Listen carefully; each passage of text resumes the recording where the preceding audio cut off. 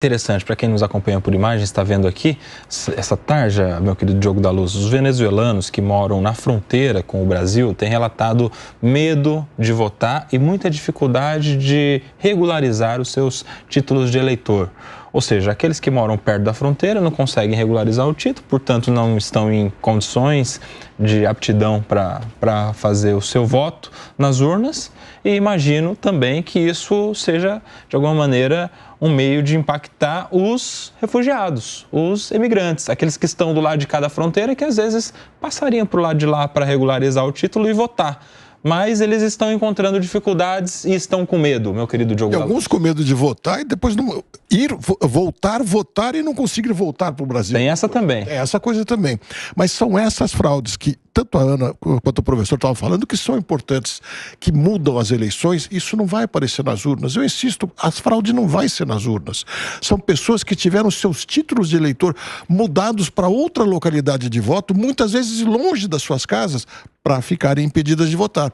E esses milhões de estrangeiros que estão impedidos de votar, e logicamente, eles não puderam se registrar para votar, logicamente votariam contra Maduro também. Essa é a grande fraude. E falando sobre a fome, só para esclarecer o que você disse aqui, Acácio, é importante lembrar que não foram os Estados Unidos que fizeram aumentar ou diminuir a fome na Venezuela, e sim a pandemia. Quase todos os países do mundo tiveram a pobreza aumentada durante a pandemia. Os países sul-americanos principalmente. E foi justamente em 2021, no auge da pandemia, que foi o auge da pobreza na Venezuela. E ela caiu um pouquinho, muito pouco, ainda mais da metade das pessoas continua na linha de pobreza, porque passou a pandemia. Fala, Leandro Ferreira.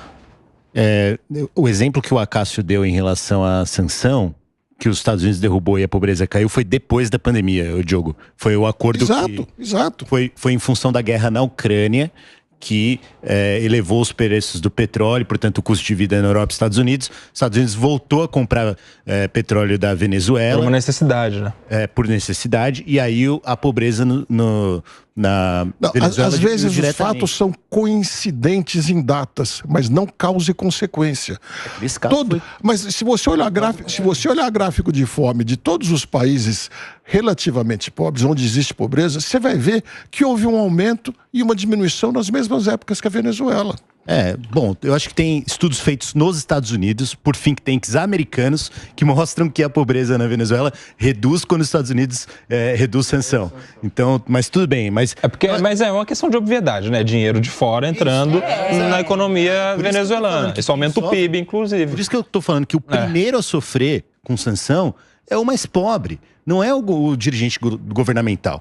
Né? Mas, assim, eu acho que nós temos que fazer um debate honesto sobre tudo isso. Eu já me manifestei aqui que eu quero que o Maduro saia do governo, porque eu acho que isso vai ser saudável para a democracia na América do Sul, inclusive a gente poder nos outros países fazer outro debate. Agora, temos que fazer um debate honesto. A pobreza na Venezuela aumentou para 51%, né, inclusive porque as sanções voltaram a ser recolocadas para os Estados Unidos, mas a pobreza na Argentina, no ano anterior ao Milei, estava em 44% e agora está em 59%.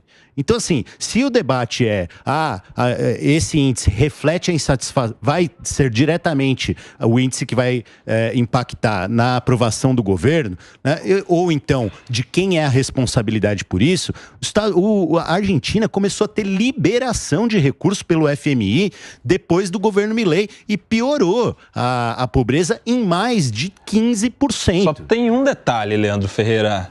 O Milei está há meses na Argentina. O Maduro está há quantos anos, meu professor me salva?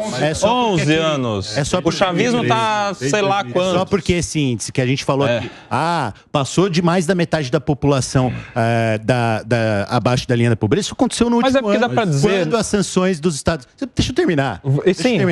É claro, você pode terminar. Foram recolocadas. E isso está diretamente ligado às sanções. Eu não preciso aqui assumir meu compromisso com o fora Maduro, não é isso. Eu só estou fazendo um debate honesto sobre quem sofre com o quê. Agora, sobre as pessoas que estão fora da Venezuela e desejavam votar, né? Assim, nós temos uma precariedade de informações do Estado no venezuelano, com certeza, que prejudicou, né?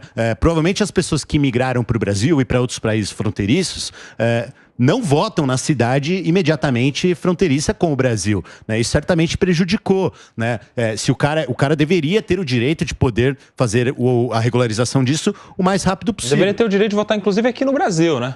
Como acontece com brasileiros mundo afora também. Onde tem consulado e onde tem embaixada. Exato. Certamente em Roraima, onde não tem consulado da Venezuela, né, fica mais difícil proceder dessa forma. O brasileiro que está fora do país também é a mesma coisa. Mas eu queria colocar 2 pontos que eu acho que são importantes.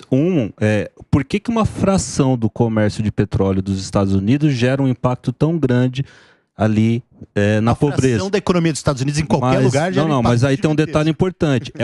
A Venezuela é uma economia que perdeu 80% do seu PIB. Então agora ela é 20% do que era. Então qualquer coisa gera um movimento. E quem fez essa economia encolher?